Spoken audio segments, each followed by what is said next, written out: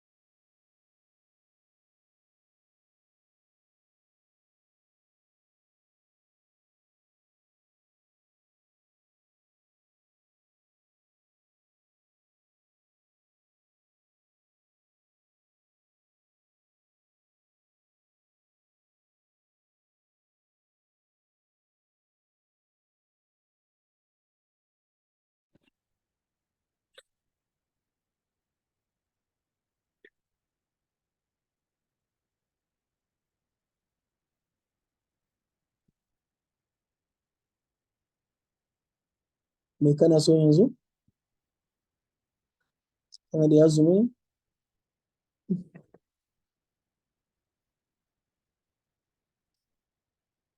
Kana da azumi yau kuma?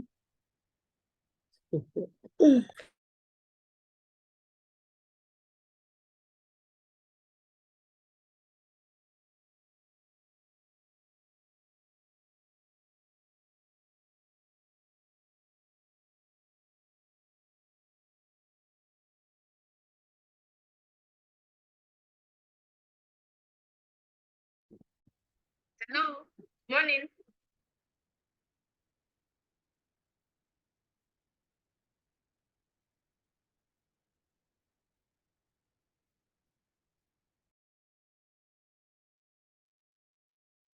Hi, good morning, everyone. Trust you all doing fine. You guys can hear me loud, right? Yes. Okay. So this is another Q&A section for those that keep have any questions. I keep getting lots of videos about different questions about things that I've answered during the last call. Uh, and I figured that the reason why most of you are still repeating the same question is either they didn't watch the video or they were not on the call. And despite the fact that I dropped a Google form for you guys so that if you're not on the call, you can drop your question in the Google form. When a lot of people send DMs of almost the same question, it's very hard to respond. That's why we have office hours like this where we get to answer your question. And I believe most of the questions I've gotten is regarding setting up the whole Figma education thing. If you're unable to set it up, you can just ignore it and use your regular Figma, which I mentioned. It was just me passing out additional information tips about Figma. It's not the compulsory it's not compulsory for you to it's not compulsory for you to switch to like an education Figma plan. It's just additional fee.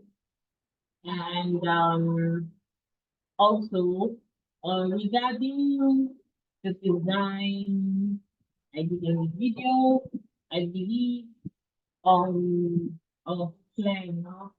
However, if you're finding it difficult to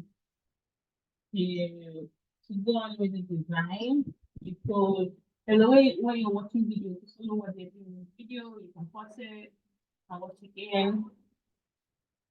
I would so about the whole Zuri logo, maybe the video was cut at some point. It was just a font name I used. Probably let me share my screen to show you guys a bit of that. If you find building.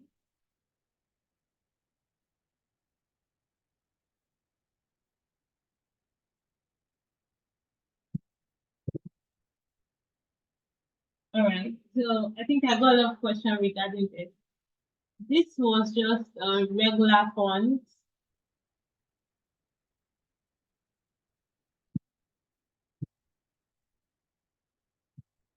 As you can see, this is the name of the font. I can change the text to, let's say, design.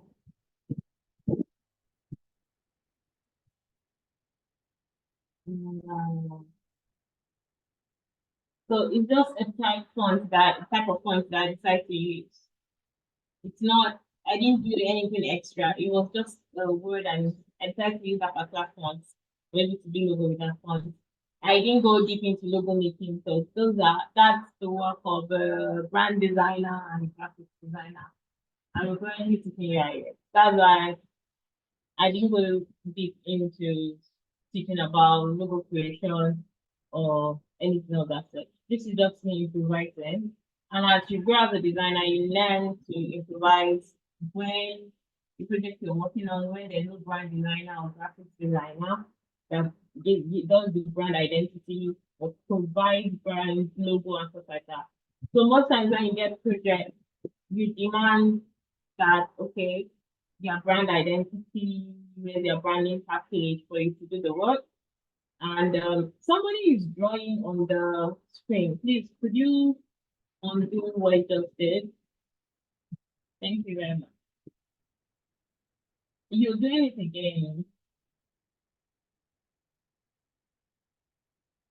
Yeah, so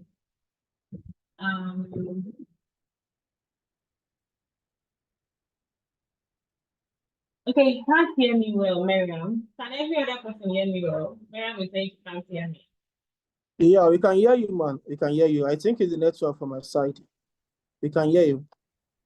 So Miriam, maybe you should leave and join again. Maybe it's clearer then.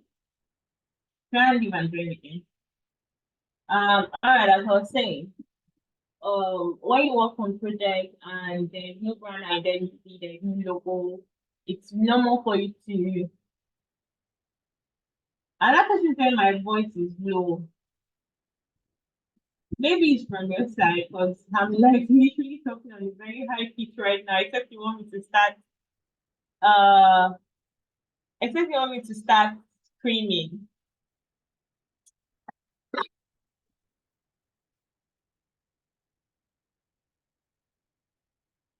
I don't know. Okay. How about now? Is it still far? Is it still not clear?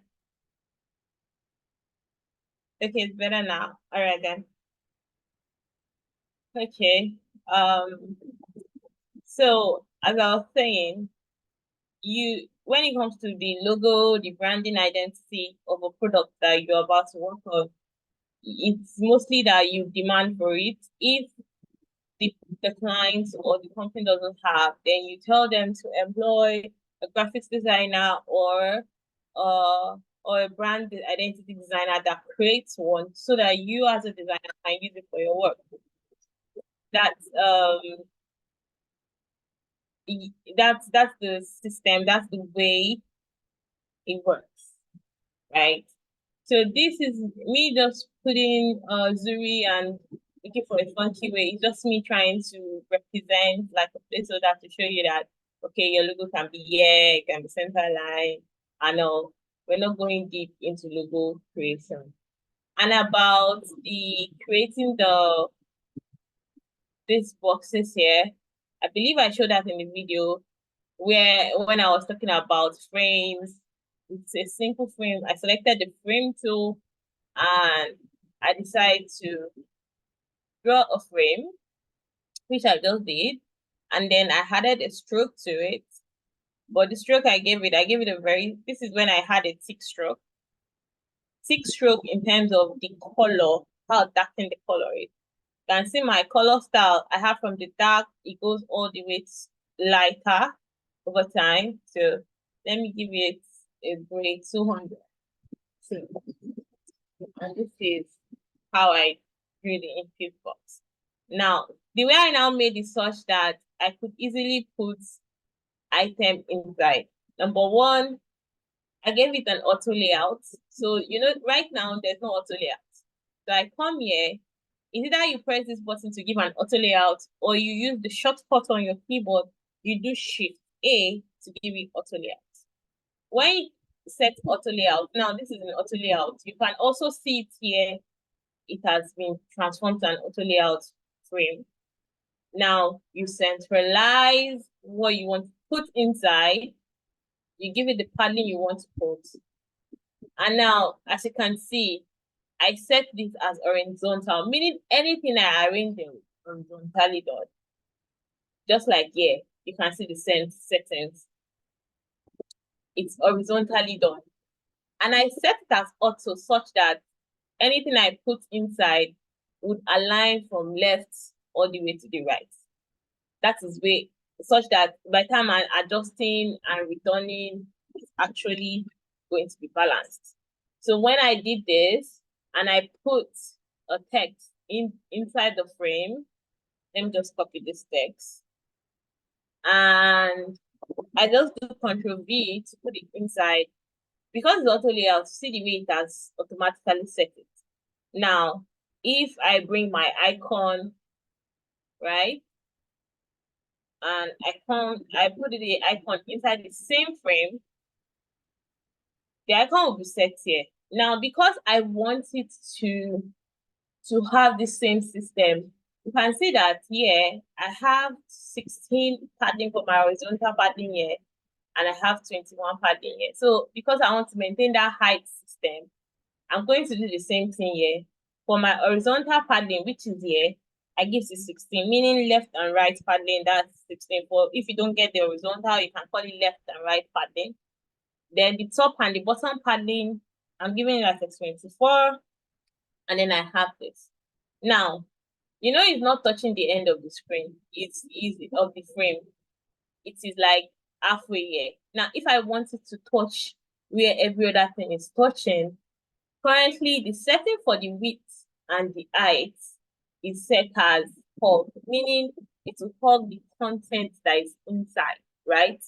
Now, but I want the width to be able to expand to the width of every other content that is inside the frame that I put it in. So I just set it to fill container, and it fills. Now, because it's still set as centered align, that's why everything is in the center. If I put it to left align, it will change. If I put it to right align, it will change. If I change it to bottom align, it will come down. If I change the top, it will come up. If I change it to this side, it will come down. And if I put it back here, it's come, and I change it back to center. This is what this is for, to changing the positioning, right? Now, because the space in between is 10 and the center, that's why they are both at the center. The moment I change this to automatic, meaning it automatically determines the size by itself and control itself, you see that it will change to, it will give that spacing and occupy, you can see that this and this, and I'll say, right? Now, that should solve how you do input box. Although there's a video I have on YouTube on how to create input box, input field that will have a lot of other effects. So on Figma, when you create, there's what we call components. Now, that's the next part where I was going to mention. You see this icon here? It's called creating components. Meaning, I can create A, and A will give birth to different varieties of A, and Figma calls it variants, right? So meaning, I want to create a button. So let's use another space here, another frame space here. Okay. Now I want to create a button. Let me just let me say button. I want to create a button. As usual, I've written my text. Now to convert the text to a button, I do a Shift A to give it auto layout. You can see my auto layout has been activated. Now I want the width, that's the left and right, the horizontal padding. I want it to have like a 24. So horizontal padding controls the width, and my up and down padding controls the height. That is vertical padding. I want it to have like 16, right? Now my button does not have color fill yet, so I'm gonna give it a color fill. I want my button color to be color green. Now, one thing with colors, over time, they'll teach you psychology of color in your next topic and stuff like that. Now, one thing with color is when you're putting color on top of each other, you do not put a dark color and a dark color on top of each other. It's always a dark color with a light color, on top of it, or a light color with a dark color on top of it. And this is what I mean by that. So Black is a dark color. Green is a dark color. Especially this shade of green is also a dark color. They are both dark color. They do not sit well on top of each other. Now look at what the difference it will make when I change the black text to white. From afar, which button will you notice first? The one that has, like, you know, the lighter part. To show you, it's called, this is because there's what we call color contrast. To make you understand furthermore what I'm talking about, let me use a bit of another darker color with black. Let's say this blue, for example. Now, in this blue, you know, the blue is a dark color and the black is also a dark color. Can you see the black text very well? No, it's not clear. You cannot really see, except I zoom in before you see it. But if I zoom out, you can't really read the text that is inside the button because I'm using two colors that the color contrast is contradicting each other, not allowing somebody to see. I know normally we have people that use glasses, people that are colorblind. So as a designer, you need to be careful of those things, right? So to make this visible for somebody that is black, and I know that I want my main color button to be that blue. So I change the text to white.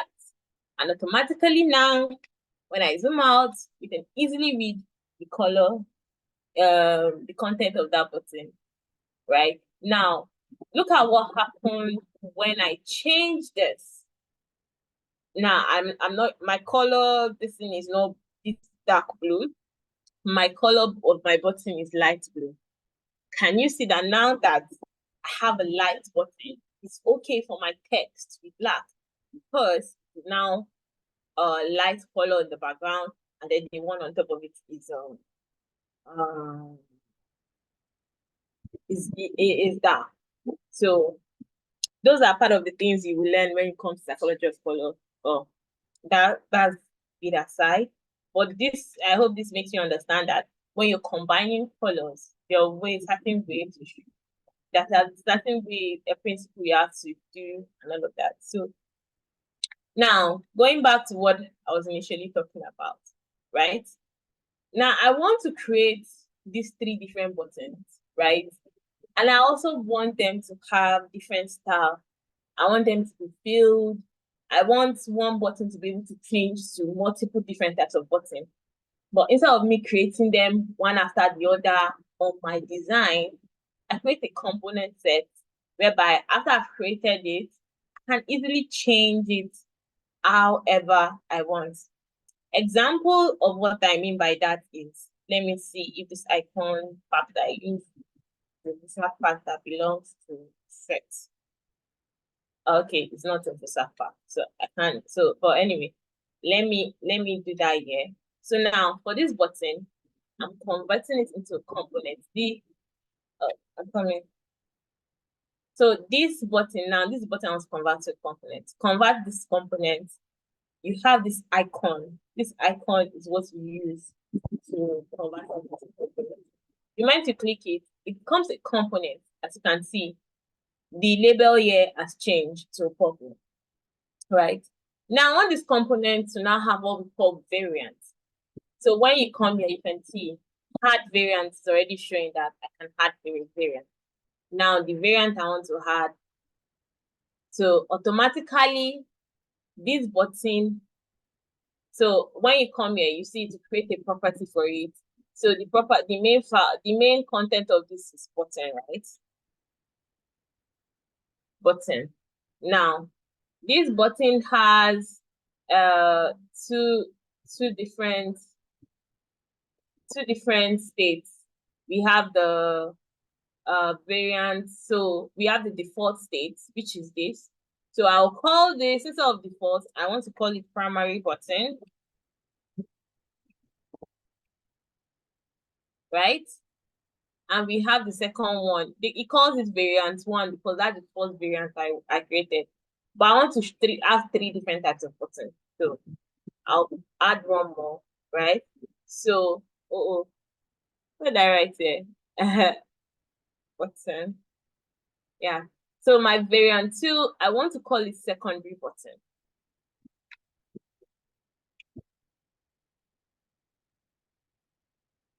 right? And my variant 3, I want to call it what we call tertiary.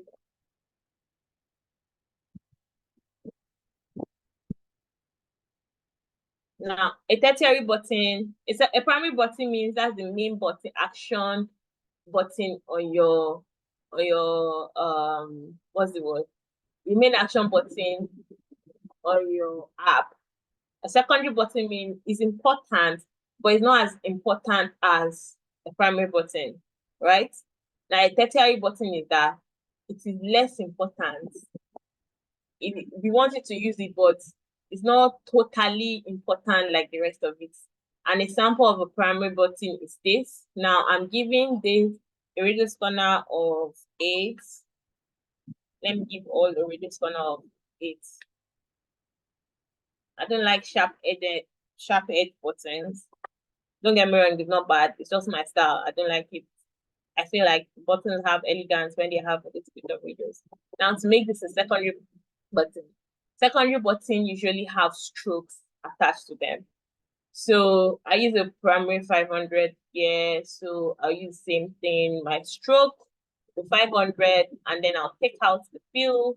Now, because you can see that because it's light on light, you cannot see the text button again, the word button again, because the background is white and the text is white. That's why you cannot see. But for it to make it visible, and then give it that primary color, now we have our secondary button. Now for tertiary button, a tertiary button appears like just a simple text, right? Now for a tertiary button, I would have to take out my green color and change the text to this. Now I have my tertiary button. Now let's make use of them, right? Now I've created that component. And I want to use it in my design here, right? Oh, another thing, let me set some certain things to it. So I'm going to set these buttons to, I'll set them to the width to fill with. So anyway, I put it, no, okay, that's fixed. Okay, let me put it to all because of, what is it called? Okay, I'll set it to fill later, but okay, I just wanted something else. Let me make my text. It's 16 regular, okay. I like to take it medium and give it like an 18, right? Yeah, okay. Yeah, I give it 18, right? Okay, that's what I want to do with my button. So I come here. Now I want to add that button to this place, right? Now it's very easy to even change out. So I'll be adding the button here. Now just come to my component set. It's currently loading. Now I select local components. Local components mean components that I've created inside this particular file that I open. So I select local components. Now, because the only component I've created is that button, that's why it's showing here. So I easily click on it and it will appear here. Let me take this out so this is the button that we created. You can see this is the variant of that button. Sorry, can the person speaking, can you mute your mic? Thank you.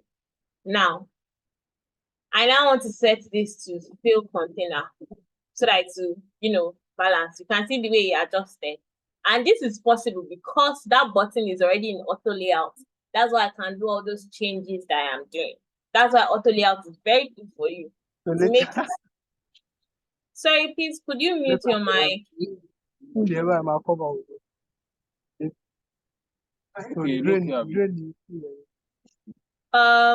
me see whoever is speaking. Okay. Yeah.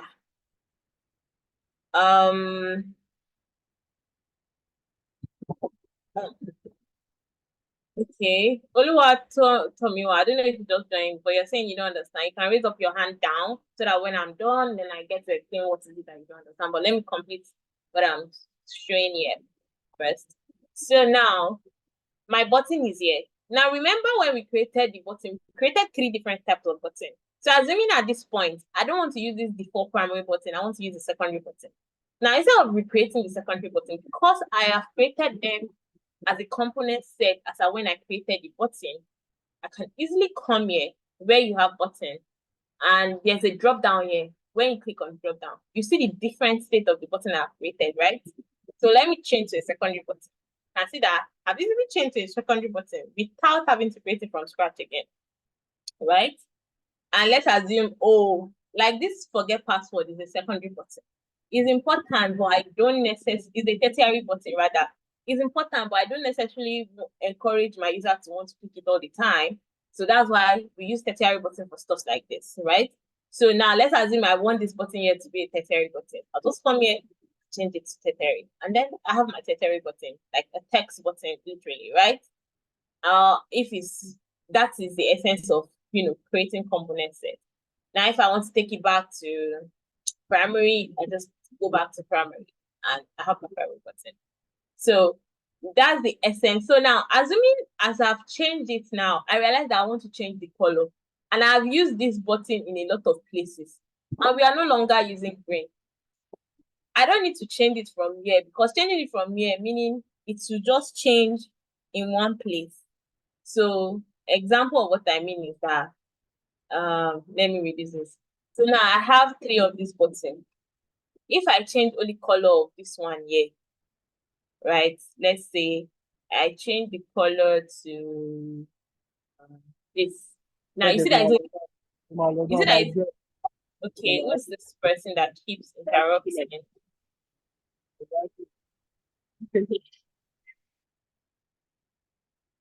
It's Olatubosun. I don't know why you keep interrupting.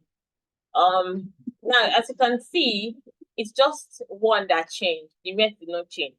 And I've used this button in a lot of places, but I want all of them to change at once, right? Now, what I do to this is I reset back and feel right. Now I want to change all these buttons. It's very simple. All I need to do is just come to the component I created here, right? And then I come to the color green that I want to change and I select a new color. So this is the color I want. See that it has changed. You see that by the time we go back to those components, you can see everything has changed at once instead of me changing them one after the other, right? So that's how component system works on Figma.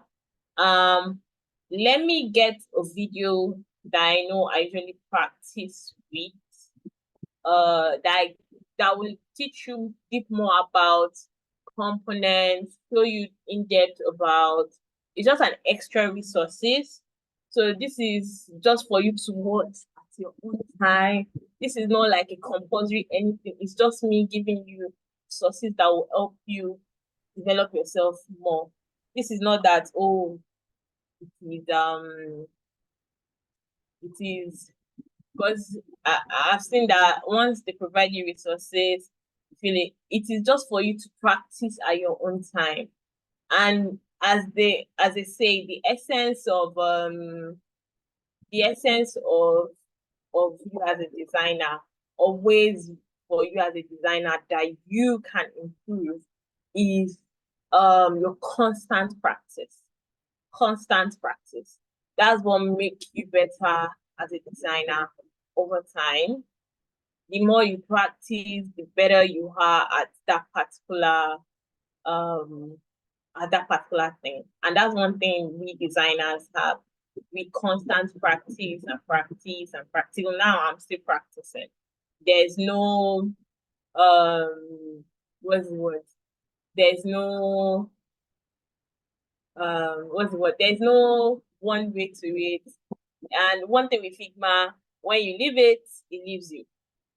When you leave it, it leaves you. That's the nature of Figma. So let me get the link.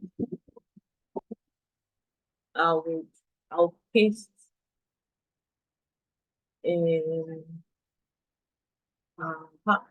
Okay.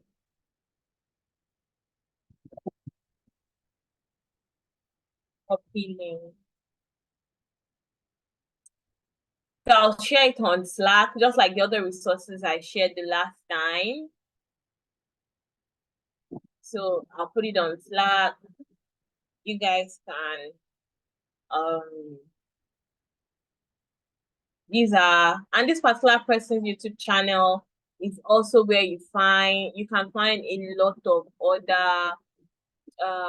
other beneficial things as a designer on this page. So it will teach you a lot about it. Then I got question regarding what's the word? Regarding libraries, right? And I believe I shared and I've pinned those resources on the Slack channel. I stated that for you to have a library that you had where you'll be able to have access to all the components that is under that library, if you search for the library, either you create your own library from scratch, which is a lot of stress. But there are a lot of libraries that are favorable that you can use that is free on Figma community. And same thing with icon packs. I copied these few samples that I know that I like using, and I shared it on Slack. So when you check Slack on the design channel, check the pin messages on the design channel. Once you open it, it will show you open with Figma, which I showed you how to do. Basically, watch the last class. You would see how to, add it. Once you're done adding it and you open the file, you come to the asset component. The library icon here, you click on it. And then you click on publish for that particular library file that you make. Once you click on publish, you hold on till you finish publishing and everything. Once it's done publishing, now any file you now open with a Figma account, you come back to this library style, and all you need to do is add the library style component that you publish. Like in my case, I use this simple style guide, and then I've added it to this file. Because I added it to this file, that is why I now have access to all of these color styles, and I have access to all of this component. You can see the style guide is named there, and I have access to all of this because I published it and I've added it to this file. So if that is still confusing you, watch this video when this video drops, and also watch the previous video, get to see more info about it.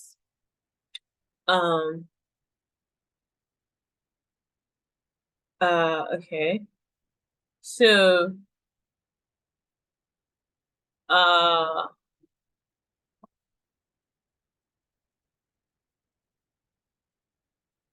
can we please, what was the reason for? Oh, there's no particular reason. I was just trying to teach you people something. You can easily change this to login. It is just me. I removed this button because the button here, this particular button is not a component or anything.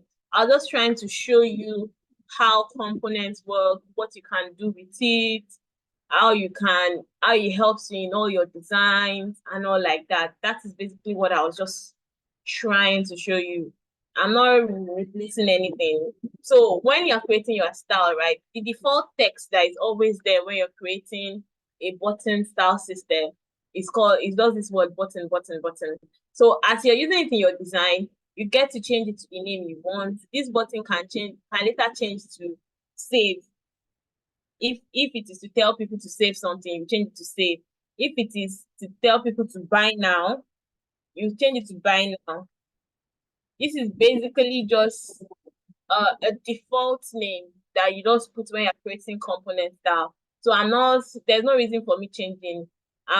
This is me. I intentionally duplicated the button into 3 to show you the effect of any changes you make from your component would definitely affect wherever you've used it across board.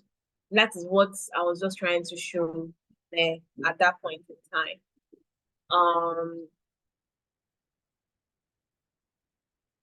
Somebody said, can you ask question about last assignment? Yeah, sure, you can, as long as it's not involve me giving you exactly the answer to your assignment. It depends on how you ask the question. Yeah, I believe I have shared another Figma video that you can use as a guide. So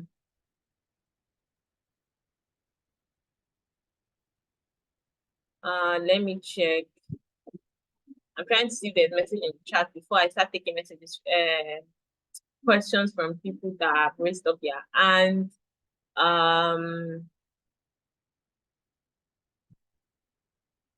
Okay, let me see those that raised up their hand. Okay, so we have Ahmad. Okay. Good afternoon. Yeah, good afternoon. My question is about auto layout. Okay. I don't really like grasp the concept about on the auto layout, like how to make it work and everything. Like I said, right? One thing is, aside watching the videos where I talk about it on your own as well, you're supposed to go to YouTube and check further about it. Don't just rely on, oh, what's this video? Oh, I said this. You should also go and research further about it now. The concept of auto layout, like I said, is, as the word says, auto layout, automatic layout. Meaning, once you use it, you don't need to stress. Let me show you the difference between when you have something that is auto layout and when you have something that is not auto layout, so that you get to understand how auto layout is important to you as a designer, right? So I'll duplicate these two files. I'll set one to be in auto layout. This is in auto layout already, and this is not in auto layout, right? Now, the one that is in auto layout, I want to give it equal padding and spacing. And when I say padding and spacing, you see that as I clicked on it, you can see the lines that are here. All these lines. That's what they call padding and spacing, right? So I want to set it fixed to 16. So, and I want to set spaces inside to be, let's say 8, right? Now, let me take this word. I'm going to use this word, forgot password. I'll put it inside here, right? Once I put it, you will notice that it will adjust to fit that word, forgot password, because part of the settings of the auto layout for the width is that it has set that it should hug the content. As when I said the auto layout, you can see that it's showing content, right? You see that on the frame it's showing content. As when I created the auto layout, when I created the auto layout, I have not put any content. That's why it's still remaining. But the moment I put the content, it's hugging it. Assuming as when I put it, let me Ctrl Z it. Assuming as when I want to put the item here, I set this as fixed, and I set this as fixed, meaning it will arrange anything I put inside, but the width and height will not change. So let me put content inside. You see that this time around, the width and height did not change because this is set as fixed. The moment I change it to hug, it will adjust and hug the content that is inside. Now, this is a frame that does not have auto layout. Now, I'll put an item inside, right? Now, I want to duplicate this item that is inside this one that does not have auto layout. Now, the way you differentiate something that does not have auto layout, you can see that in the frame, you see that it's just having the frame logo, right? Unlike this one, this auto layout is having that stuff that's showing that something is being arranged. And you can see here that this one has auto layout setting. And the one that does not have auto layout, you see that auto layout setting is not showing here, right? Now, to tell you the difference. Now, I want to duplicate this text because I want it to appear multiple times, right? But it is not, well, this is inside a frame that is not auto layout. So when I do Control D on my keyboard, if you notice here, it has shown that forgot password has duplicated 2 times, but it is not moving because I have to manually come and arrange it myself. And now that I've arranged it, I don't know the spacing between this forgot password and this other forgot password. Now, to check the spacing manually, I have to press Alt on my keyboard. And if you are using MacBook, you do Command. You do, is it Command, right? I think it's Command or Option. Yeah, you do Command or I think it's Option on MacBook. I forgot to check. But on Windows, you press Alt. You see that it's showing that the spacing here is 17. The spacing here, you see how it's manually showing me the spacing. But assuming I'm using a auto layout, I don't need to manually see spacing because everything is showing here. And because this one is auto layout, if I do Control D to duplicate it, it will automatically arrange it to the spacing I have set, which is 8. Sure, you understand? So when I click on this and I do Control D to duplicate, automatically, even if I now manually press to just check the spacing, you see that it is 8 because I have set it to 8. However, this one is not 8. I'll have to now manually now start adjusting. I'll be moving it till I get my don't even pass till I get my 8, right? Now I still want to duplicate it further. If I do Control D again, you see that it did not move. I still have to manually move. And when I manually move, I'll now measure, okay, now I have 8. But you see this one, I don't need to stress. I just keep doing Control D, D, D, D, D, D, D. Now, it will keep doing D, D, D, D, giving it equal 8 spacing because you can see, I have already created the spacing. Now, if I now want to change all the spacing one after the other, right? I want to change the spacing. It's a matter of just doing 16. Now, I want to increase. See that all of them just increase automatically because it is set to auto layout. I'm using auto layout for it. Now, this one now, and I want to change the spacing to 24. I'll have to be doing it one after the other. I'll first come here and I'll press down. You see, I still not even got to the 24, 20. I still have to come to this one and I'll start pressing again. You see how this one is stressing me? When something can easily, I have a feature that can easily do all of those things for me. Sure, you understand? Now, you know, when I was creating this, I was duplicating and duplicating, right? You know, it kept coming down. Yeah, see, I keep duplicating. You can see that it keeps moving, meaning there are items that is inside the frame but not visible. And the reason is because this is set to fixed. The moment I change this to a hug, I change the height to hug content, I change this to hug content, you see that it will adjust to automatically to everything that I've created, right? Now look at this one now. Let me now do duplicate. I duplicate it. I change it. You see that it's not even aligning. And I'll keep duplicating. It will just keep duplicating anyhow. See, for me to see everything I've created, I'll have to be the one to now drag it like this. I'll now drag it like this. Right? Let me move this.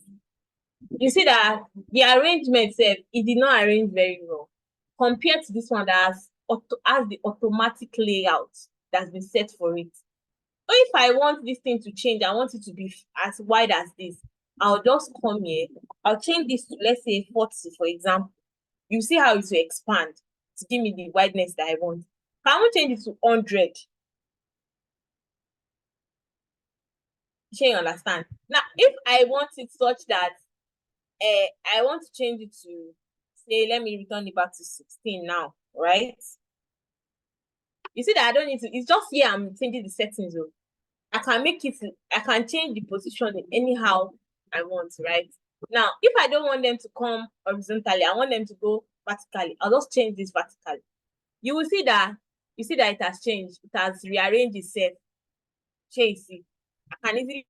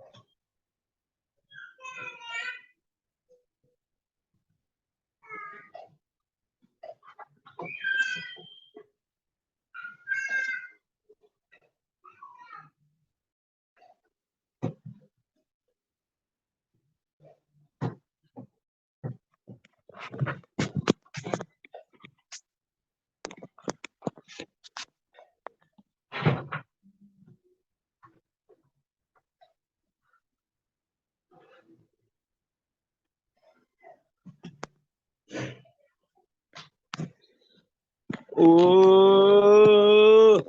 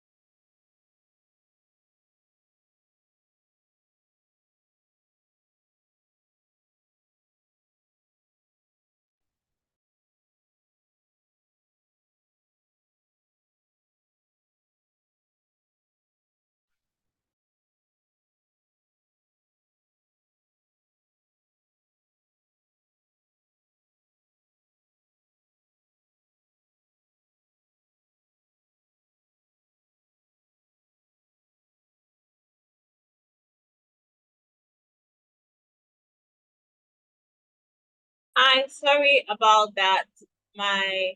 It took the line, my network came up soon. I just got back. Let me try and get the host permission again so that I can. Please, who is Blessing Nelson? Can you transfer the host back to me? Blessing Nelson, are you on the call? Yes, I am. Please, can you kindly transfer the host back to me? You go to my name, and then you over on the menu. There is the three icons. You see mute, and you see the three icons. Then you see where to transfer host to me. Can you see? Can you see that? Sorry, please, what's your name? Fola Jomi Bello. I'm the one speaking, so my name should come immediately under yours. Okay.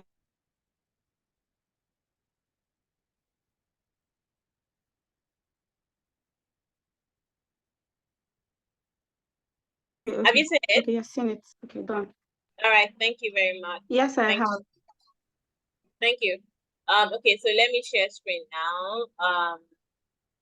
So as I was saying, auto layout gives you that power to be able to, do anything you want within the frame that you're using, right? If you want it wrapped, and when I say wrapped, right, this is what I mean by wrap, meaning you just keep adjusting and adjusting and adjusting. You see the way I'm adjusting? That's the function of wrap. Now, because the wrap is set as centered, that's why it's like this. If I set it to right, see that it adjusts. This is what wraps does. It just adjusts all these things for you. However you want it, anyhow you want it to align. Now, the settings of your auto layout depend on what you're using it for. Depend when you're using it to create an input field, or you just want all the items that you've designed to be aligned. Like now, because I want all of them to be equal space, see how I'll just put everything on auto layout. Because I want this to be certain space, I put it in auto layout. Because I want this frame, this here, and this here to be equally spaced, I put the two of them in auto layout.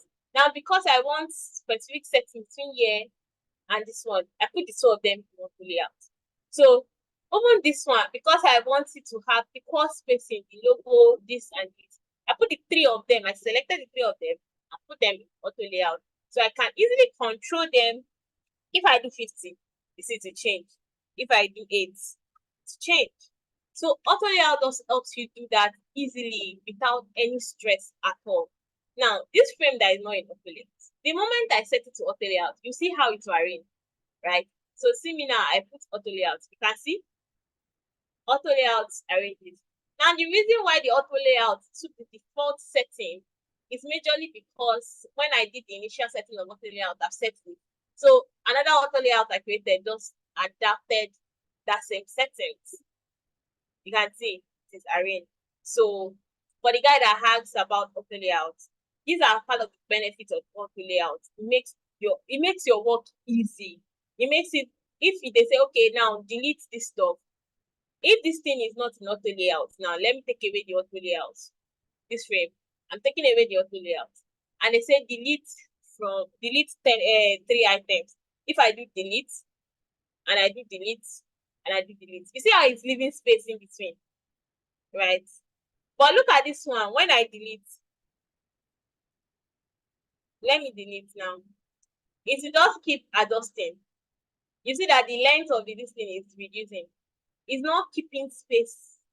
It's not giving me unnecessary space. It just keeps reducing as I delete. It keeps adjusting. But because this one is not in auto layout, it's not adjust. It is me that now have to manually adjust.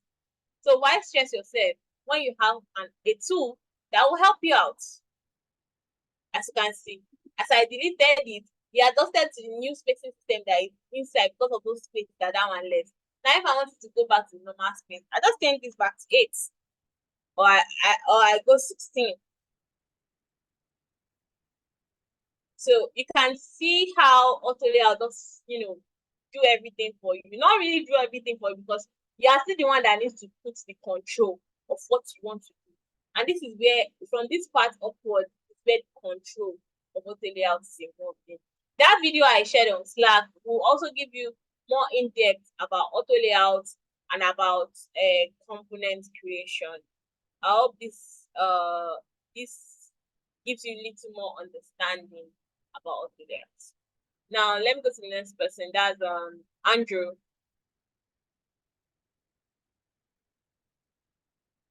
Andrew, you can go ahead and speak.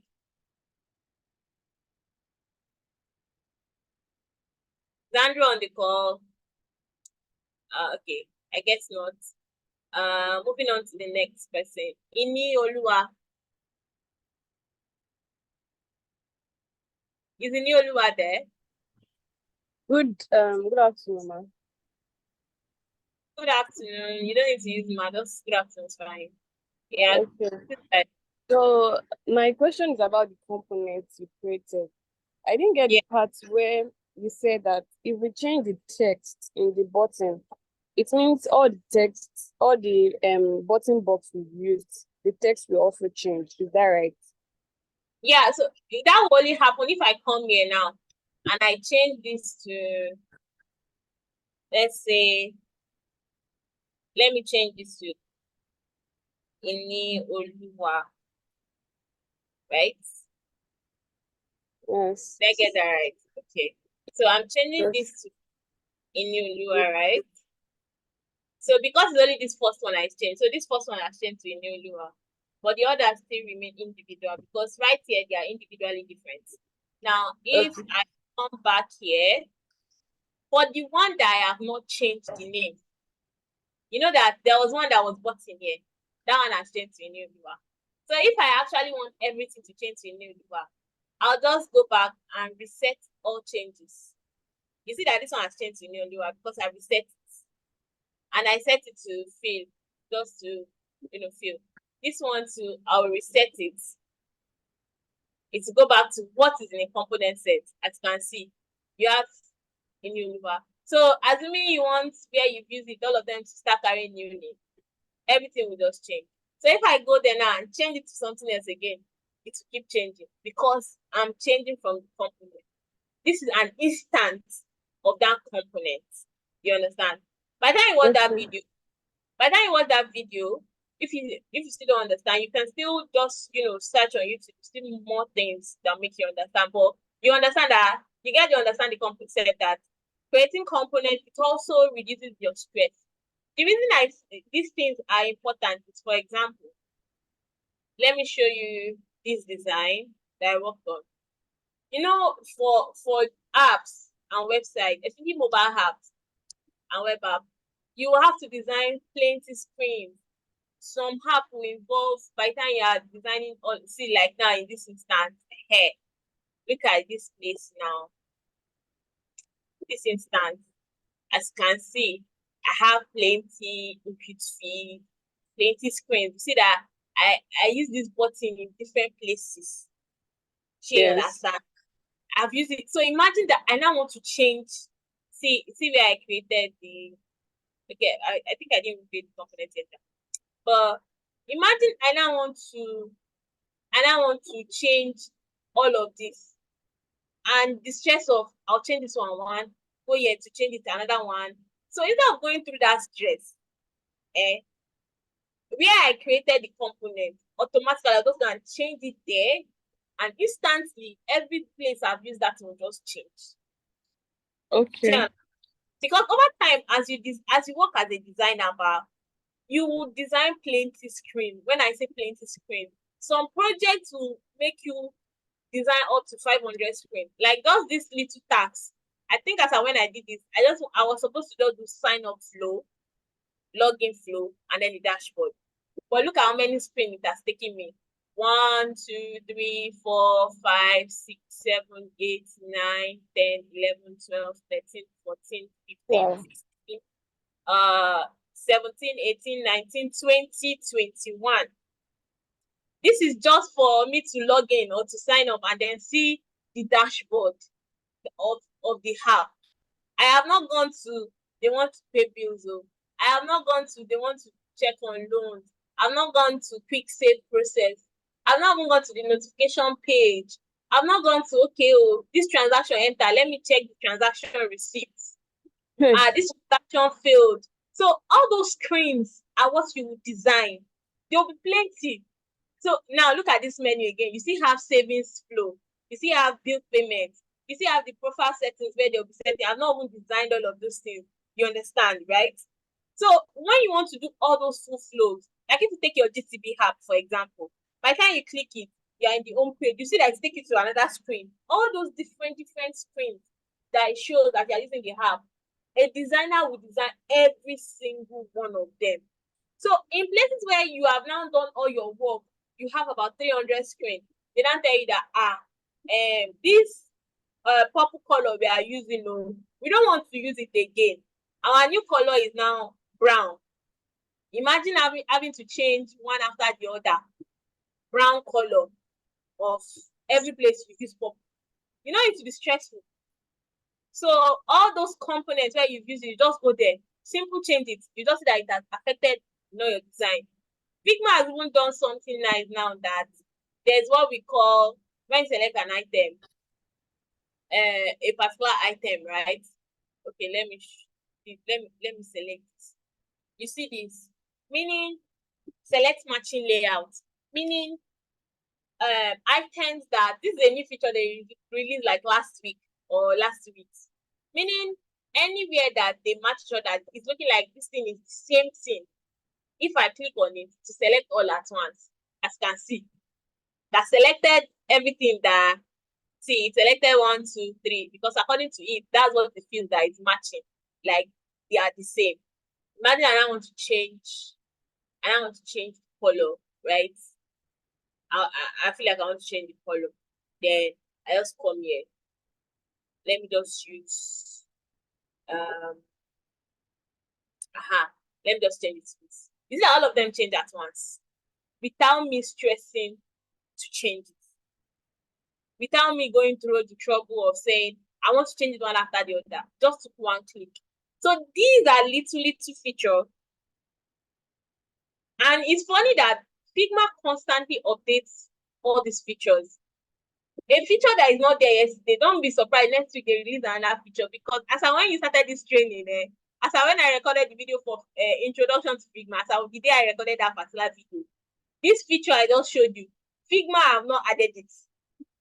They literally just added it. So that's why I say, as a designer, we constantly have things to learn. Do you understand, Amy? I hope it Yes, I do. answered your question. Yeah. Yeah, please, Akingba Boluwatife, you can repost the question, because if you had a question before I left due to the network stuff, you can repost it, because I won't be able to see it.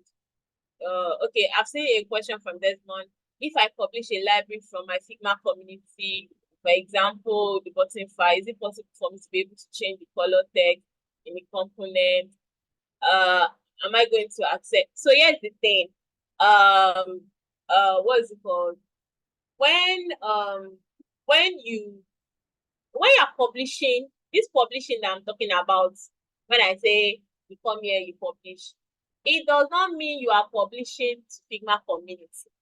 So for example, when I click on publish now, you see what it's showing me, right? You see what it's showing me. The only thing it's publishing is this. It's not publishing to Figma community. This is publishing to my library. You can see. I'm not publishing to Figma community. There are different type of publishing to Figma community. Publishing to Figma community is somewhere else. I think, where's that feature again said? I feel like I don't forget where it is said. Figma, I probably removed it. Something, let me see. Aha! See where it is. If you want to publish to Figma community, once you are finished, as me, I want to publish this design here. I want to publish this particular design to, let's even do that set. But before I publish, I would need to create. Let's create it here. I'll need to create like a cover page. So let's do that quick. Cover. Right?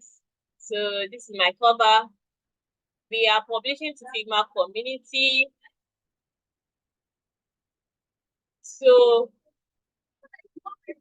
I'm selecting desktop, and what is the design? Design is Cadly. Let me come and copy the logo here. I'll make use of this. You see this logo now? I created it using Figma. I created using text, simple text. Let me copy this too. What else? Okay, let me stick. I'm just taking this item because I want to quickly design a card. I have no intention of publishing to Figma because of your question. So I want to show you the difference between publishing to Figma and publishing to cover, right? So I'm giving the background color to be what's the color again? I'll just pick it from here. I'll just be picking a color from here. So yeah, that's the color, right? And then this is the word Cadly. That's the logo. So I'll be dropping the logo inside here. So in Figma, Ctrl+C and Ctrl+V, that's copy and paste. It's very, very good for you. You'll be able to Ctrl+V and Ctrl. So Cadly is there. Now, what else do I want to add? Okay. I just want to add a bit of, there's no enough time for me to have a thought process. So I'm just going to do this. Okay, since it's in auto layout set, so I'll just okay. Let me let's see, and then let me give this a rounded edge of 16. I just want it to have that sense of okay. So this I would be giving it a stroke because I want it to stand out and all. So I give it a stroke. So let me say I'm giving it a stroke of 5, and I'm giving a radius corner of 16. Right?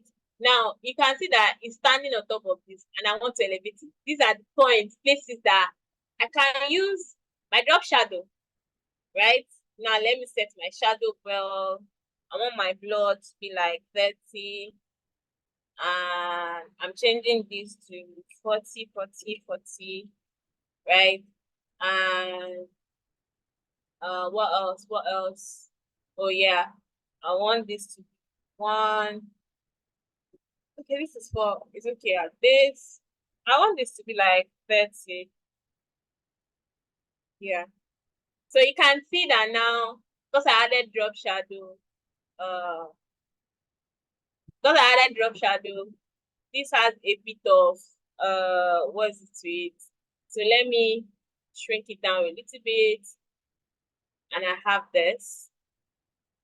I'm just randomly creating that. You can see that it's showing that it is on top of something. See that my shadow is not looking anyhow because I've mixed the shadow very, very well. It's looking very neat for this particular item I want to look for, right? Now I need one more thing to balance this up, to balance this effect up, right?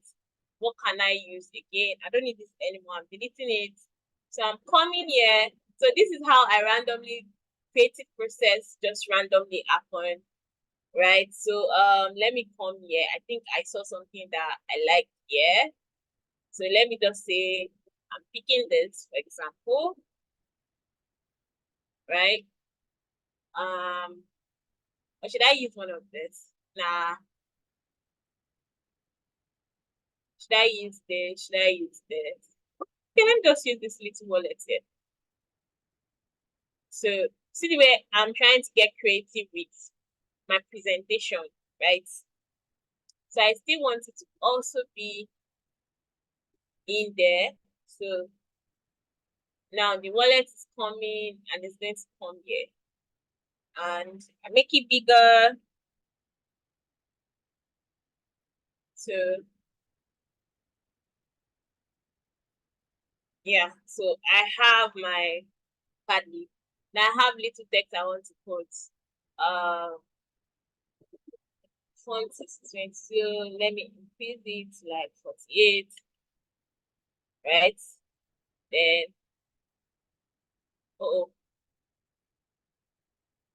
okay. So this is the font that I use. I don't want to use the same font. So I want to use, let's say, SF Pro. This is another font. And I'm making it a semi-bold. And I want to name it, Paddy is a debit card.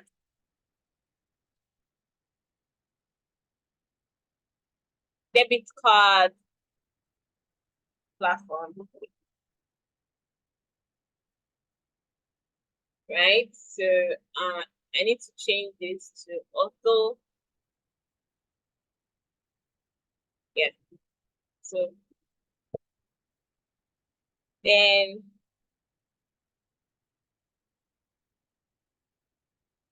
so it's a fintech, so I'm doing fintech. So because it's centered here, I'm changing this to left, right, the auto. So yeah. So Cardly is a debit card platform, right? And okay, let's add a bit of spice to this background. We don't want it to be just plain like this, right? So let me increase this size. Let's say,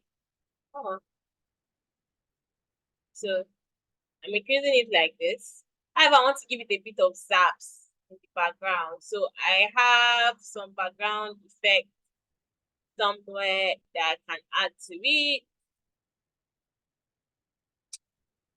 That's like a grid stuff, right? It's kind of loading to why you would. Okay.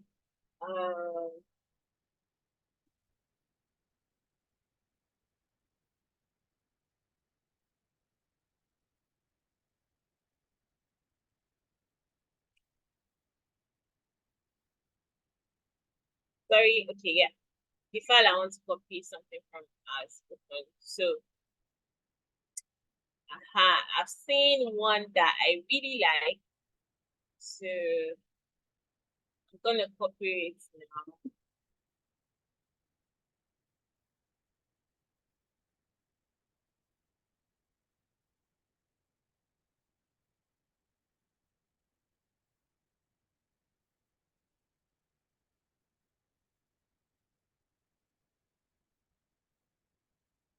Okay, so I'm bringing what I like. I'm bringing it here.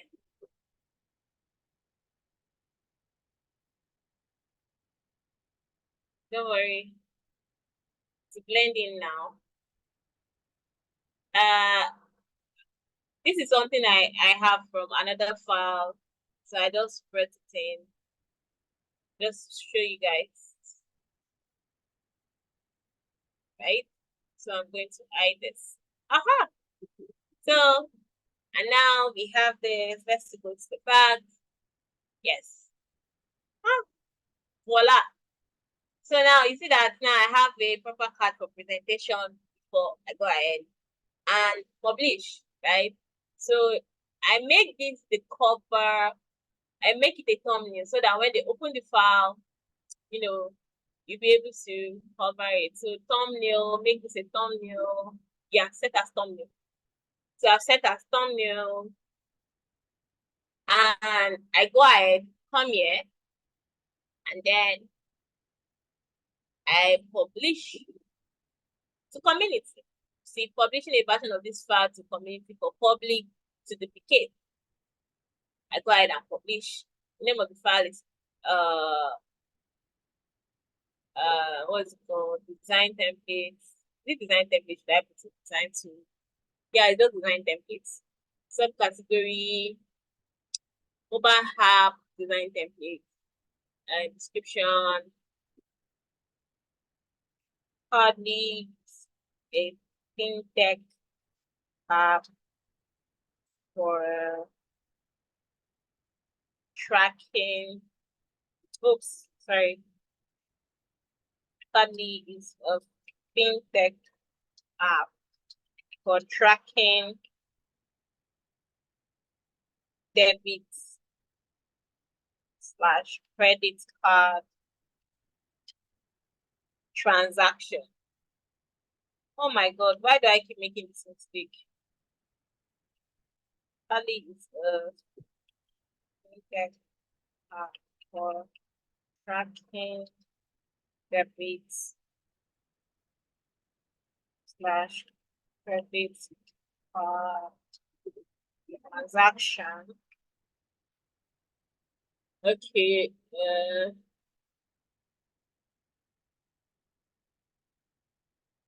yeah, so that's it. So tag will be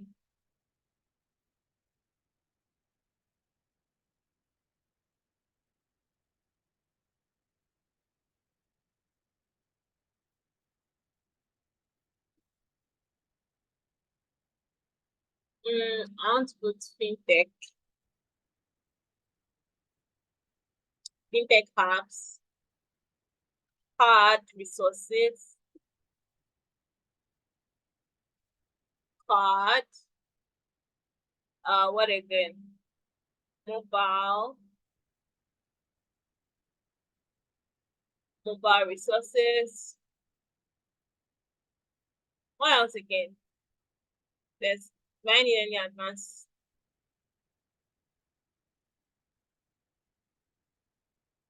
Yeah. No. Okay. Now that I'm done, see, this is my cover, and then I go ahead and then I publish. So this is me publishing to Figma community.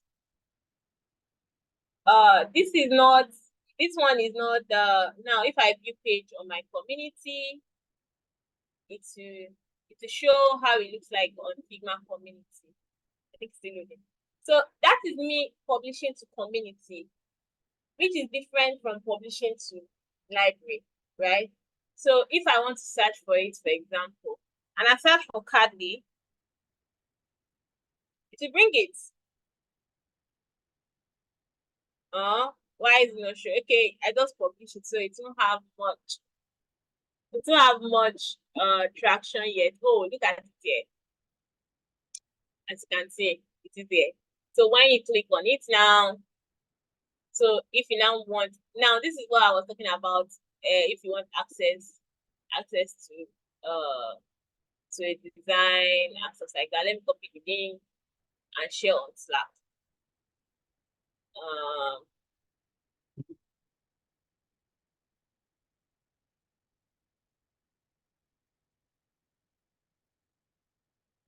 Okay, and share the link on Slack. You can go ahead and get and check what you want to check. So that is how to publish to a community, right? That is how to publish stuff to community. And it's actually fully prototyped. You see how it's prototyped, you see how it's function, right? Now to publish to library.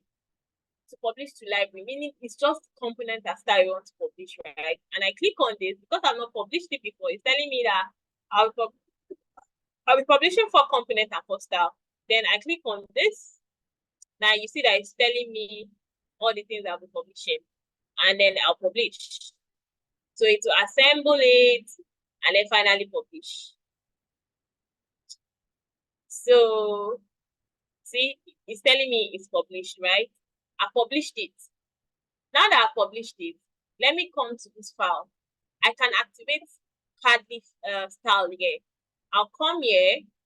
I'll come to this place. Then to load, to show me all the different style I have, I can search. So let me search for Cardly. Where's it Cardly? Sorry.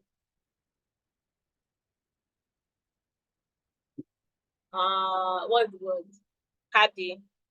Let me search for Cardly.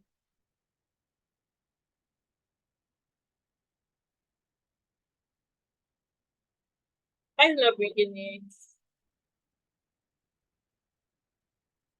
Wait, let me check it. Oh, I think here I'm looking for it though. Sorry. Supposed to show you now. Why is it not showing? Or is it different account?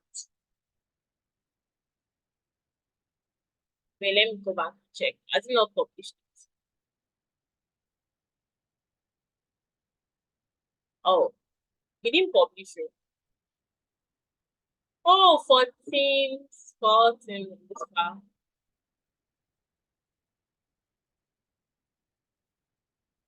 That's published already. So why is it not showing? Normally it's supposed to show after you publish, you're supposed to come. I'll see it here.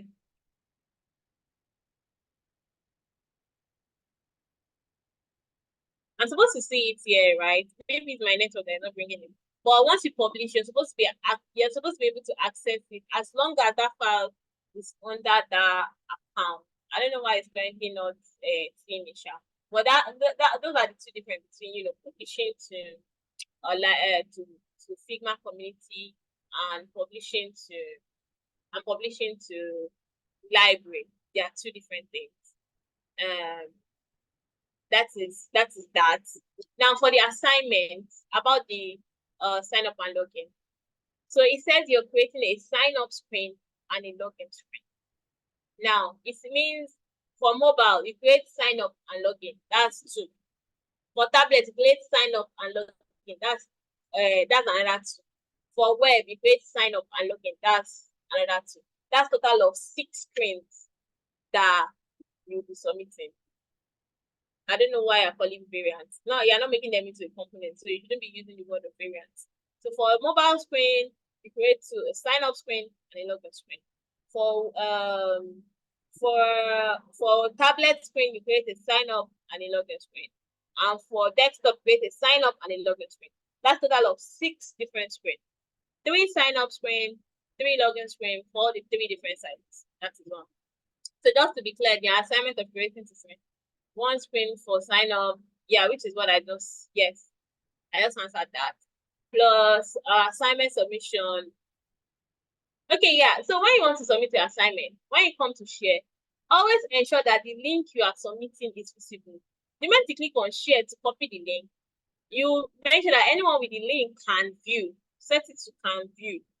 Because if you did not set it to can view, meaning nobody will have access to it. I will not be able to see what you submitted, and that is automatically 0. So if I put people on this file, meaning I did not give access, set it to anyone with link can view. That's always the first thing you should do once you create a Figma account. Ensure that the Figma account you want to submit, it is set to anyone with the link can view. And then you copy and then you paste to submit. Please be careful of that. A lot of people make that mistake. I believe I've answered this one about community and design. Did you design the card, wallet?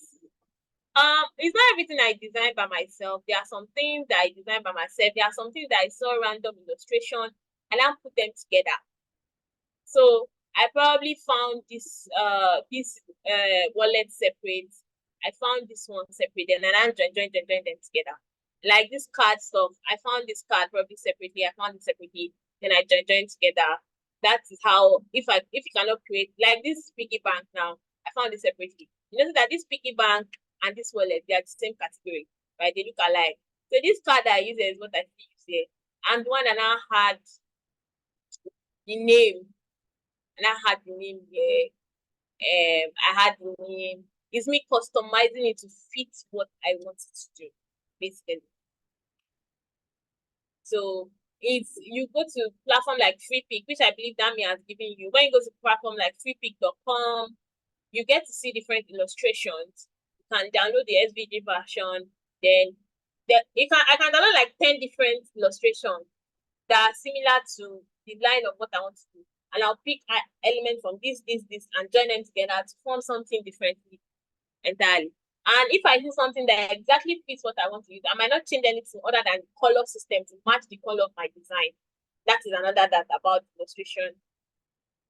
I don't know if there's card plugin there, but I when it comes to illustration, I don't like using plugin exactly for illustration. I prefer going to freepick.com to search and then recreate or I edit it to fit what I'm doing. Another person, they don't understand how auto layout and components work.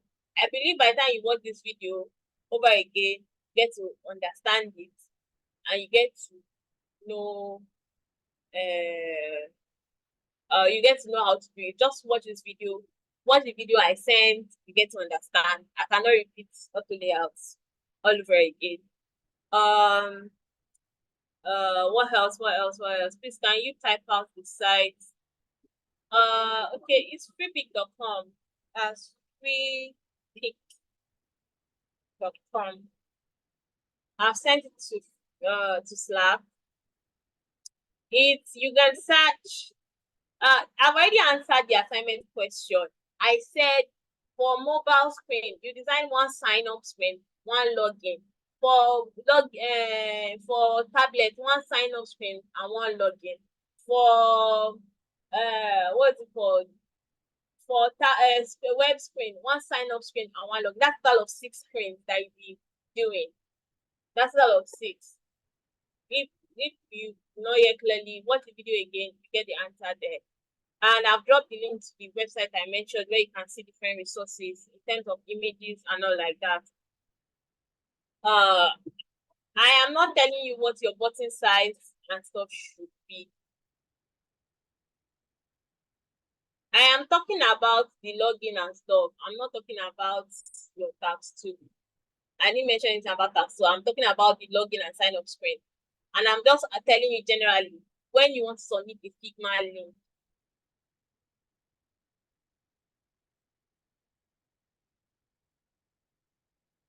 when you want to submit the Figma link, you would, what's the word? You would you always try to always give access. Whatever link they ask you to submit. With my point is any link you are submitting, ensure there's an access to. That is all I can say about that. If you submit link I did not grant access, they'll score you 0. Kende Falsat, you can go ahead and raise up your hand if you have something to say. Good afternoon. Well done for the lecture, sir. Hey, please, as a professional in UI UX, if you want to work on a project, is there a particular screen that you start with, or you are going to be doing it for each of the screen? Because I saw that there are many. When I checked the view, there are many views there. So is there a standard that, okay, this is the standard that you should work with, this is a standard screen that you should work with, or Yeah, so I talked about frames when you're selecting frame size in the first class video. That's the first video about introduction to Figma. I said, in order not to confuse yourself, to use the standard screen. When you want to design for desktop, use this one that says desktop. That's 1440 bits by 1024 bits. When you want to design mobile app, just use the highest size of phone that you have here, which is the 14 and 15 Pro Max, which is this size. Just use this one. And when you want to design for tablets, which is not all the time, just use the iPad 11 Pro, and that is it. Don't stress yourself. Ignore the other screen sizes. You don't have business to design for every screen size. And not all the time you'll be designing for every screen size. Once you just pick one, you keep, you keep using that. It's not, you don't have to use, all the different types. In your your hand is still raised. Is it from before or you raise it again? I raised it again. I want to ask, what's the difference between using your Figma ruler and using your grid? So some people prefer using ruler, some people prefer using grid. Grid, if they do the same work, right? This is Figma ruler here, right? You can decide that okay, you want to use ruler to do measurements, right? If you know you can read measurement very well. If you know you can read measurements with the ruler, I want to use it that I'm setting it such that anything I'm doing not pass here, and I'm doing this my ruler. I know that I've set it like this, and then I carry another ruler. For me, I find ruler stressful. That's my own nature. So yeah. I lost the connection. Can you hear me? Yes, I can hear you now. I want to ask another question. And for the assignments now, we have to work with 6 screen now. So is it that we have to submit it quickly? The link, that means we have 3 links for each of this thing, or how will it be? Or just one we survive for them? File, like this place now, how many screens I have? I have 24 screens, and all of them are inside here. All of them will just be inside one file, inside one single page. In this now, you can see that I counted 1, 2, 3, 4, 5. Just label it right. You see the way I label there? I label components. So you can decide to label it differently. You can put one label, title, web screen, and then you put the web mobile there, the web sign up, and the web login. Then you come again, put another label. You put tablet screen. You put tablet sign up, tablet login.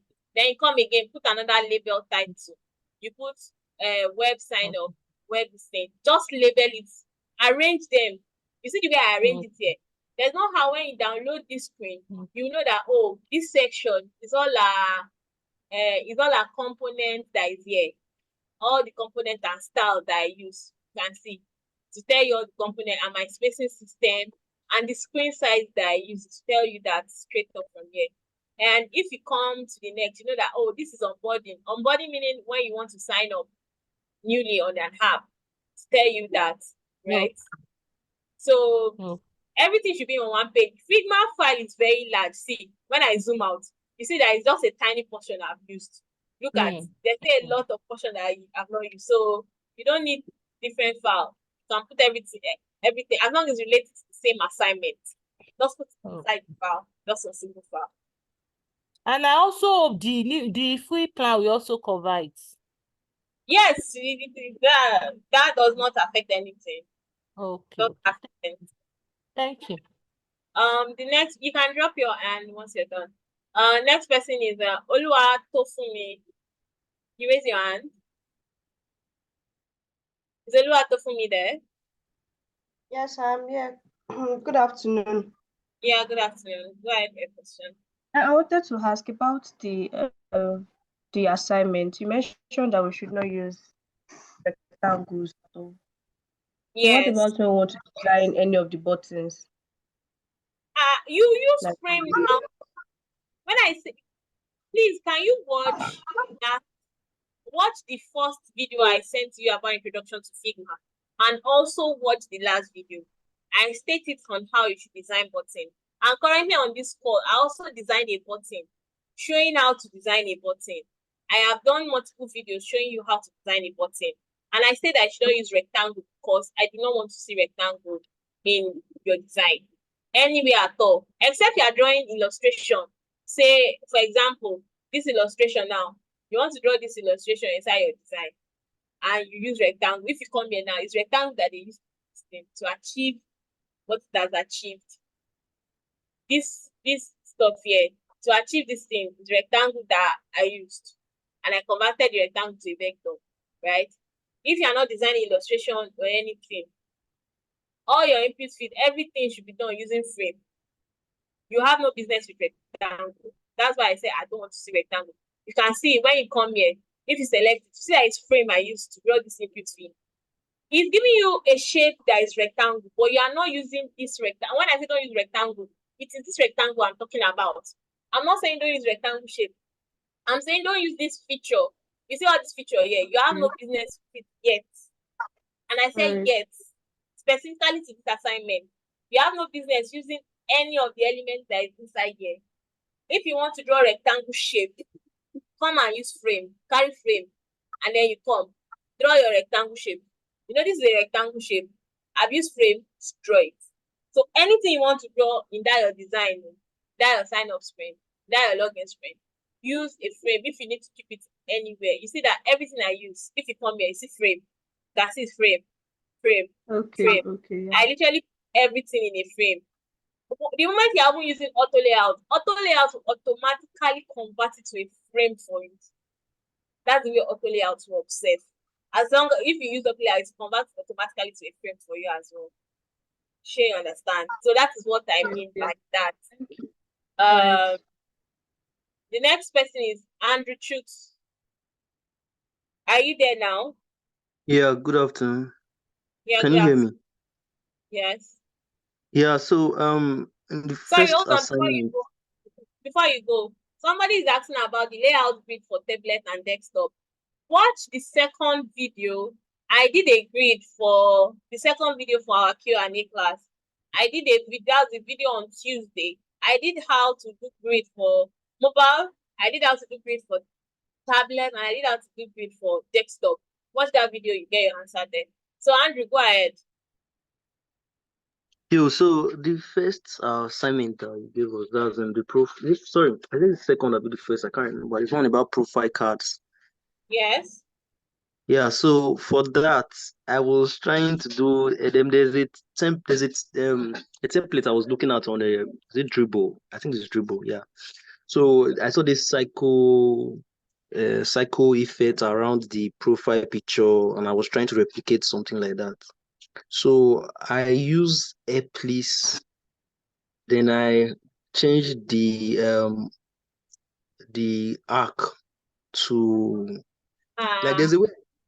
I don't know. Yeah. Let me repeat myself again. I told you guys that don't touch anything here. This ellipse, don't use it. It's not hold your elements together. If you want to show avatar, you want it rounded. I already talked about it multiple times. You draw your frame, right? and give your radius corner here. Just give it like 10,000. And you have your, give it 10,000 or give it 100,000 or whatever. You have your, what is it called? You have your ellipse. Now, to have your perfect ellipse, your width and height will be the same. So I'm giving the width 152, right? So my width and my height are the same, and I lock it in here, and I give this 10,000. You have your ellipse. If you draw, if it's small ellipse you want to draw, you have 100 by 100. You lock it in. Just give this thing like your radius corner another 10,000. You have your circle, and then you can put anything you want to put inside. If it's image you want to put, you want to turn this thing and put it in, you want to put an image inside. Let me bring it inside here, say. And okay, let me give it a hair. You see that it's a circle, but I've given it a stroke. Let me now spice it up. I'm giving the stroke a bit of color. Let's say this color now. And then I want to put an image inside. The way to put an image is you come here to this color part, you come here, you see this one that says image, you select it. It automatically change. Then you choose image. Now let me find one fine image. See somebody that can use. And then I select the image I want to use. You see that should show you the image that you select, show. It's still loading. You can see I already have my profile image. And if the size is too big, this is 100, is too big. I want to reduce it to 50. It's a reduce. You can see you already have your profile image set. You already have your avatar set. You have your avatar set, and you don't need to worry. You see how I created it without using ellipse, and it will stay very, very well. To stay. So there's no need, you have no business. Yeah, sorry. For the like the effect I was trying to do was is a half circle around the profile, the image, like a half circle around it. And to Like do that, it kind of like something like a stroke, but it will be half. It won't cycle it. Yeah, so something like that is when you can now use an ellipse. So when you draw the ellipse, then you go ahead and turn it into half. When you turn it into half, then if you want it to be like a stroke, you give it this. This is what you want to do, right? Yes, I You actually did it. So I was just asking if I don't know if it's because it was like against the rule. Like I'm not supposed to use. I think that when you're trying to put your elements together, in this instance, you're not trying to put elements together. Okay, You're just yes, trying to. I used Yeah, the frame create a first. vector. Yes, exactly. Like I said if it's not a vector you're creating, you have no business using all of these things. Like in this instance, this is a vector. See that I'm already changing the shape to give me something else. You understand? Yeah. This is a vector already. You see that I'm already changing the shape because I want to put something extra to it. You see the way I'm changing it? Yeah. Right? It's not holding element because I've turned it to a vector. If I now want to turn it to full vector, all I need to do is right click and then I flatten it. As I flatten it, that's changed, and then I give it a nice color, and then I have that extra. So these are things that you use all those shapes for. You don't use it to hold elements. As long as it's for all these extra designs, like this cardly now that I did here, all the extra thing you're seeing here, all these things is vectors that did it. Even this cover, this grid that I went to get from another file, you can see that it's vector. See the pattern. It's vector that they use, that is used to create all of those things. Those are instances where you get special design that is just the frame. Like if you notice, this is the screen that I have here. This is a sign-up screen I have here. If I click on it, just look at this part. You see that everything is just frame, strictly frame. You see that there's no rectangle anywhere. It's frame. You can see they are all in frames. They are all strict in frames. I have no business doing rectangle and all of those things. So, hope that answers your question. Yeah. Thank you very much. Yeah, you're welcome. Okay, we have a few more minutes. Okay, next person here is Emmanuel Samuel. Can go ahead, Emmanuel. Okay, good day, ma. Ma, please, I want to ask if I can also use maybe another app apart from Figma in designing like web pages and other things like that? If there's a way I can use other apps. No, like I said on that first call, the primary tool we are using to learn UI UX on this training program is Figma. So you have no business using another app for now to do UI UX. As you grow, there are other platforms you can use. But for now, on this program, it's only Figma we are using. Okay, ma. Thank you, ma. You're welcome. Loretta, you can go ahead, please.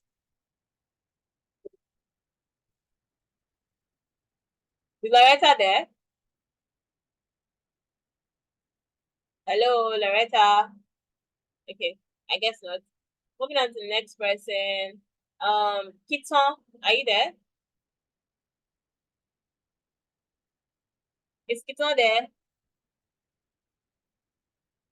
Okay, I guess the two of them are not there. Emmanuel Samuel, if you're done, you can drop your hand. I think that's all the questions. The others that are raising up your hand, they don't say anything.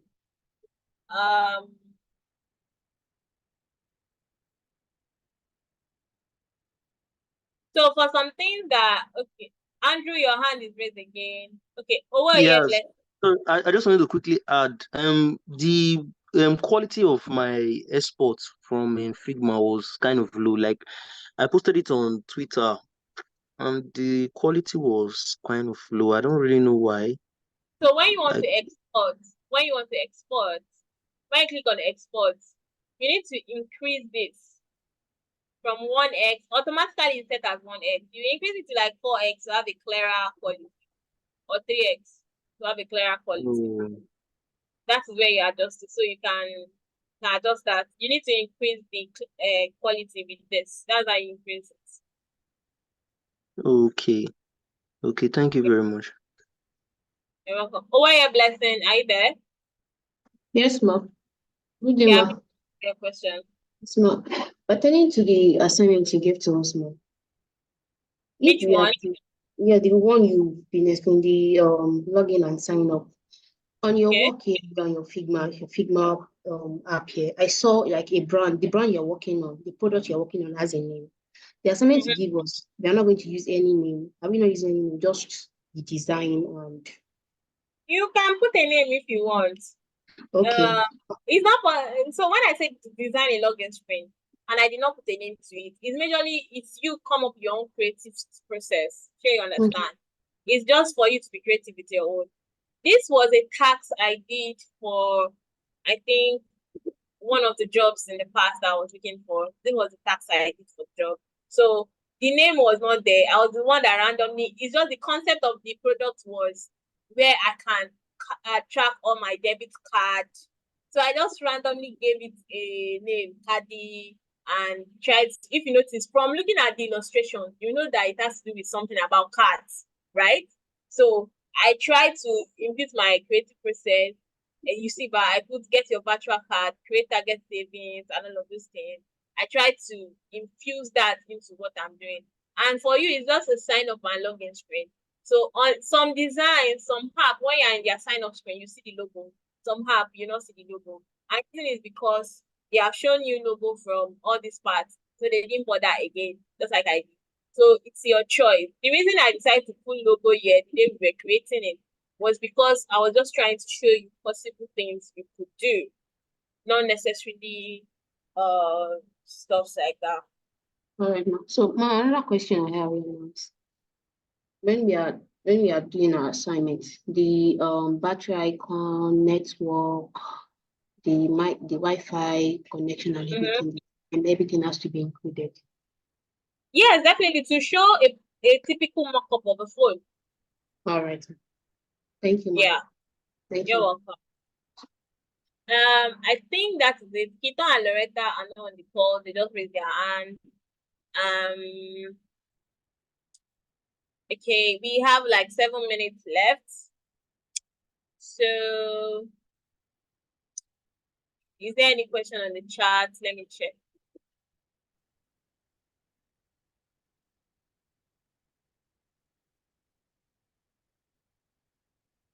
for task 2, what thing can we submit? Read the instruction for the assignment. The link you have to submit is there.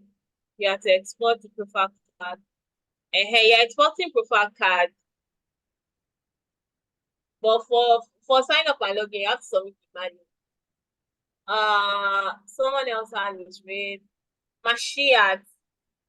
For tax 2. Okay, Mashiach. that's been Kolajum. Yeah, good afternoon. Yeah, please, can you do a quick recap on the spacing of a thing? On what? Spacing. Spacing. What do you mean by spacing? Spacing, like Layout. the distance between this button and stuff like that. Okay, How like do you calculate it? Yeah. Okay, like I said, when I work, I like using the 8 spacing system. Meaning, and Okay. when I say 8 spacing system, if you come to this file, I don't know if you open it at your end, you see that I indicated that the spacing system I use is 8 spacing system. I can see 8, 16, 24, 32. Most of my spacing will be divisible by 8, right? So Okay. if you notice, the space between this password and this input field, where I'll put password, right? If you come here, see that it's 16, right? Okay. The Yes. space this and this is also what? 16. Now the space Okay. between the space that is here between this login and each of this frame is what? 32. Divisible by what? 8. The space between Zuri login screen and login to access your account and start learning is what? 24. You get the space here. I think this one is 52. So any kind of spacing I want to give in my arm or anywhere that requires spacing, even just here, the spacing between these two here is about 8. Can you see? Yes, So yes. where I want to show space, I do 8 spacing system. Meaning any space I'm giving can be divisible by 8, right? So the only part that I did not use a specific spacing is where I use auto, because I just want it to automatically align properly for me. But even though I use auto, if you notice, the padding here, the padding left and right padding is 16. You understand? So basically, the spacing system is that, meaning everywhere across your design, anywhere I use spacing, is divisible by 8. There are different spacing systems. There's the 2, there's the 4, there's the 8, there's 5. Meaning 5 is meaning any space you use can be divisible by 5. Meaning you use 5, 10, 15, 25, 20, 25, and stuff like that, right? So all of those things will make your work consistent.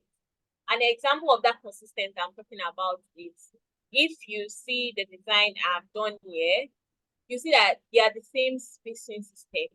The spacing here is same spacing here. So there's that consistency, which is what makes your design have that professional look.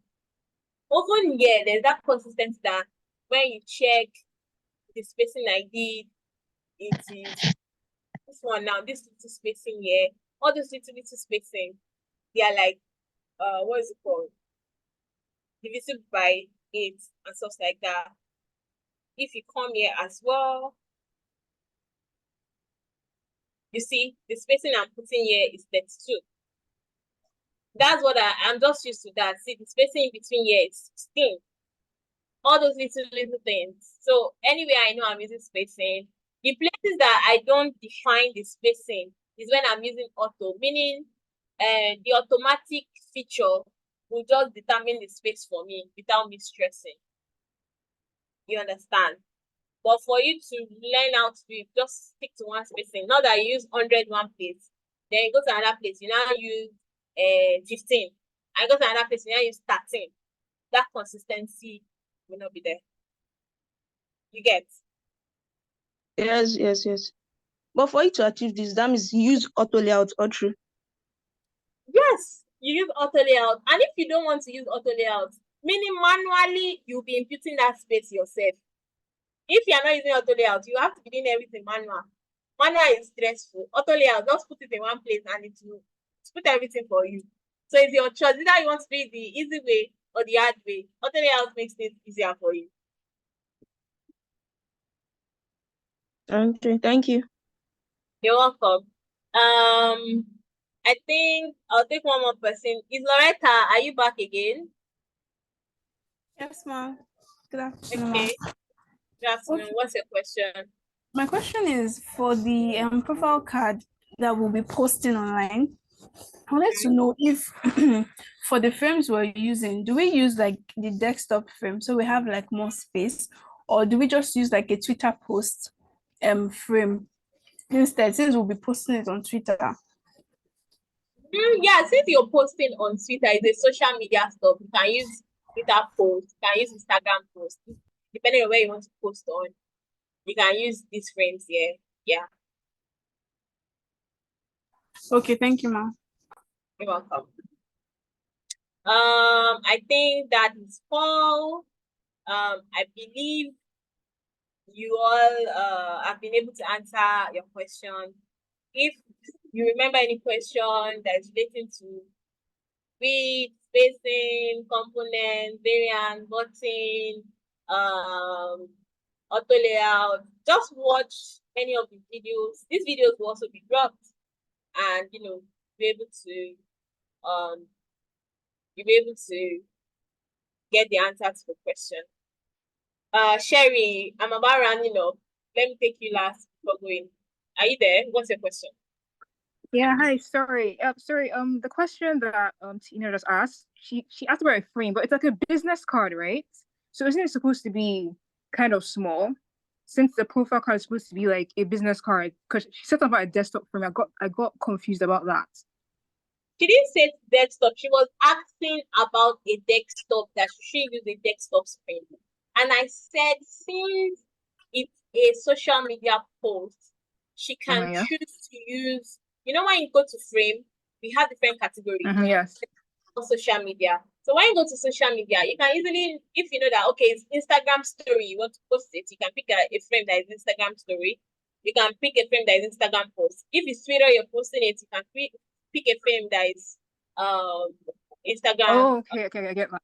So you have the template of the frames here. If it's a LinkedIn cover you want to do, and all of those things, it's easily here. Okay, cool. Okay, I'm seeing it now. Okay, I get that now. Okay, cool. I get that. All right, thank you. You didn't read the instruction and submission theory. My dear, there's nothing I can do for you. Always read the instruction. As a designer, one of the core things is paying attention to details and following the instruction to the letter. So probably this will be a lesson for you. I don't know what the repercussion will be, but yeah. Read the instruction very, very well. It's extremely important. And always pay attention to details. If you are working and you're not sure of how your stuff is looking like, on Figma, you can zoom into the last frame, to the last pixel. See the way I'm zooming in, as you can see. You see the way I zoom into the last pixel. Figma is made up of tiny, tiny boxes, tiny, tiny pixels for it to stuff. So if you are not sure of, I don't know whether, see now, I want to know whether this head is touching line. You see that I can zoom in and see how many this head is taking. See the way I zoom in, I can know that, okay, this head is taking about 3 pixels, 1, 2, 3. That's the width of this head. So paying attention to detail is very, very important. Another way of that is that, okay, yes, I've drawn grid though, see my grid. I want to be sure that, yes, this thing is touching grid very, very well, and it's not passing my grid. You see the way I zoom in? You see that, yes, it's showing that, yes, it's where it's supposed to be. It's not passing. That is, part of you paying attention to details. You understand? See, I want to see if this thing has gone beyond. See, zoom in and see what your work is doing. Nobody will hold you. It's a Figma file. You can zoom in as well. Pay attention to detail and read instruction. So final advice, ensure that whatever file you are sharing is visible. Watch all the videos that have been shared to you. If you still don't understand stuff, you can answer the question inside the design channel so that other people will learn, not DM. If everybody sends it to DM, nobody will get respond all the time because a plenty people don't send it DM. Imagine having to respond to over 1,000 here. It's not. But if you just post the question in the general channel, somebody that has that question too will have seen it and just really see the answer when someone will respond to you on the channel. So any question you have, not in the design channel easily. That Sorry, it makes it for everybody. what That's is the all. shortcut to zoom in and zoom out, please? I don't know the shortcut. I'm using my trackpad. I just expand my hand, pinch and unpinch. Zoom in and zoom out. If you are using mouse, if your mouse have this roller, you just press Control on your keyboard, and then you use the scroller on your mouse to scroll. Once you press down Control, and you scroll out. If you are not using mouse again, you can come here. You see the zoom in, zoom out, zoom in by 50, zoom in by 200, like that. But mouse and trackpad is very easy. Just press down Control and you zoom in. You keep pressing this circle thing in your mouse and it takes you to zoom in. That's simple as that. So thank you everybody. Thanks for joining. I hope you get to enjoy your classes more as you go to the next by next week, you have your next topic, and I'm looking forward to see your submissions, and I wish you all the best. Enjoy the rest of your weekend and have fun. Yeah. Thank you very much. Enjoy your weekend. Thank you, Ma. You're welcome.